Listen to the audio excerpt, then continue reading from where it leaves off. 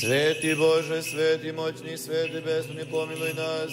Sveti Bože, sveti moćni, sveti besmrtni, pomiluj nas.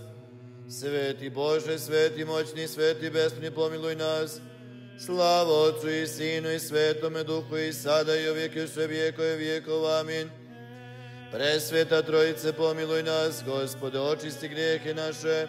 Vladiko, oprosti bezakonje naše. Sveti, posjeti, iscijeli nemoć naše imena Tvoga radi. Gospode, pomiluj, Gospode, pomiluj, Gospode, pomiluj. Slava Otcu i Sinu i Svetome Duhu i sada i uvijek i u sve vijekove vijekov. Amin. Oče naš koji si na nebesima, da se sveti ime Tvoje, da dođe carstvo Tvoje, da bude volja Tvoja i na zemlji kao i na nebu. Hljeb naš nasušni daj nam danas i oprosti nam dugove naše kao što i mi opraštamo dužnicima svojim. I ne uvedi nas u iskušenje, no izbavi nas od zloga.